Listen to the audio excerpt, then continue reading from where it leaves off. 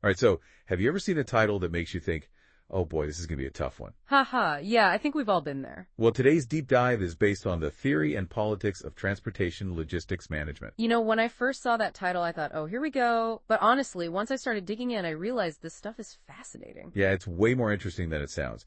Basically, we're going to be talking about how stuff gets from point A to point B, like on a global scale. And it's a lot more complicated than you might think. We're talking intricate systems, political maneuvering, economic forces. Right, like think about it. What if your new phone never arrived? Or your favorite cereal just vanished from the grocery store shelves? That's what we're talking about here. The whole world relies on this intricate dance of transportation logistics management. We'll just call it TLM for short. TLM, got it. Okay, so where do we even begin with something this massive? Well, let's take a quick trip back in time. The roots of TLM go way back. I mean, think about ancient trade routes, like the Silk Road. Oh yeah, the Silk Road. That was, connecting the East and West, centuries ago? Exactly. And even back then, people had to figure out how to move goods efficiently and safely across huge distances. Makes sense. So TLM has been around forever, but it's obviously gotten a lot more complicated since the days of camels and spices, right? Oh, absolutely. I mean, just look at the volume of goods moving around the world today. It's mind-boggling. Plus, the distances are global, and we've got all these new technologies and challenges to deal with. Speaking of challenges, I'm really curious about how politics plays into all of this.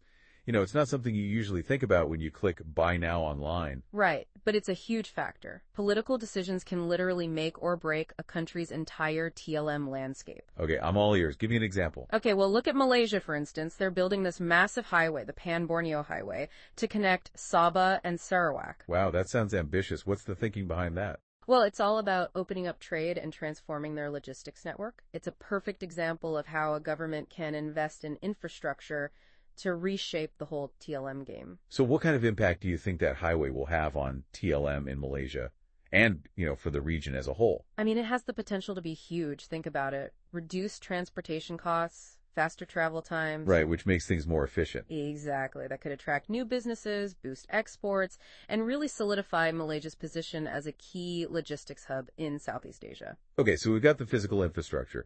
But what about the legal and economic side of things? How do those play into TLM? Oh, those are absolutely critical. You've got trade agreements like Malaysia's involvement in AFTA, the ASEAN Free Trade Area. Right, AFTA. Those agreements can really streamline cross-border logistics, reduce tariffs, allow goods to move more freely between countries.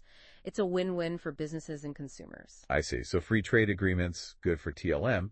What about, trade wars? Those seem to be in the news a lot. How do those impact things?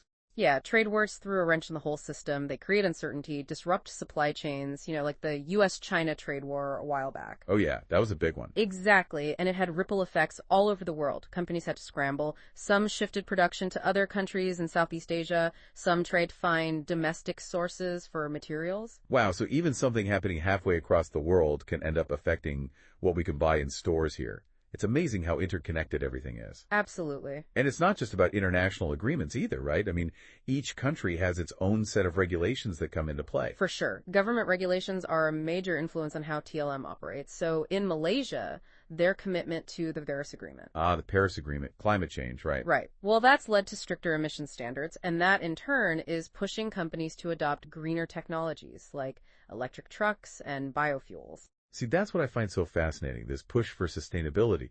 But, going green often means spending more money, right? So how do companies balance that environmental responsibility with the need to stay profitable? It's definitely a balancing act, but I think more and more companies are realizing that sustainability isn't just good for the planet, it's good for business too. How so? Well, consumers are getting more eco-conscious. They want to support companies that share their values. That makes sense. Plus, long-term. Investing in fuel-efficient vehicles, optimizing routes, these things can actually save money in the long run. It's like TLM is constantly having to adapt and evolve to meet all these new challenges and demands, which I guess makes sense when you think about all the things we rely on every day. TLM is the unsung hero that keeps the world running. It really is. It's the backbone of global supply chains.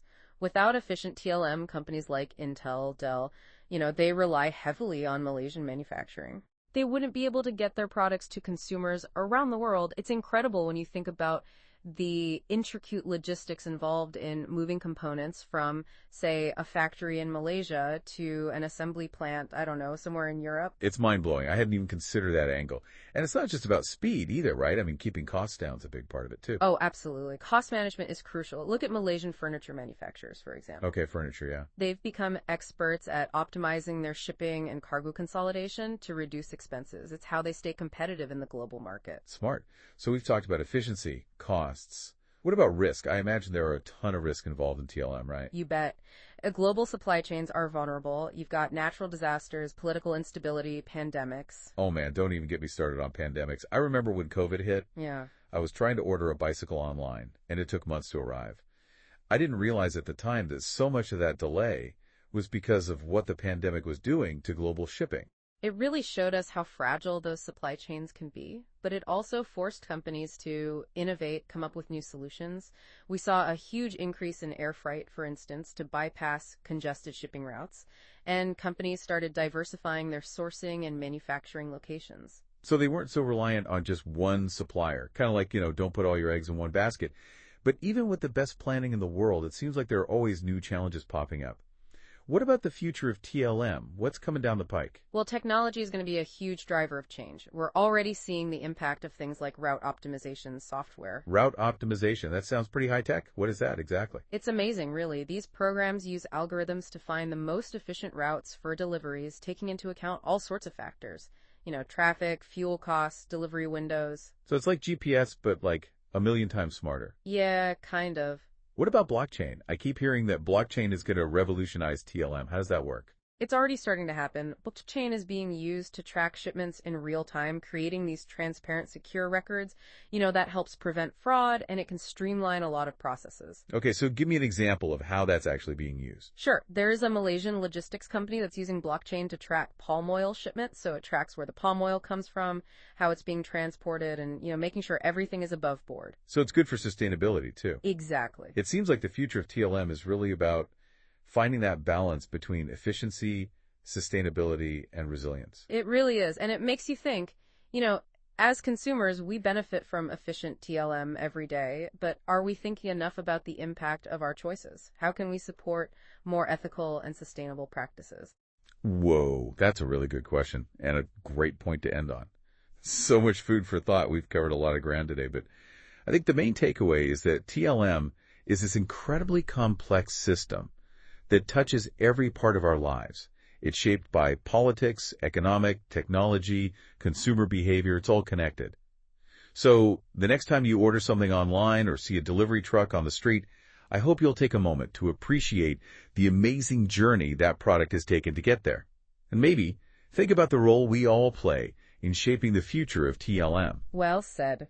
Thanks for joining me on this deep dive. It's been an eye-opening journey. My pleasure. And to all our listeners out there, thanks for tuning in.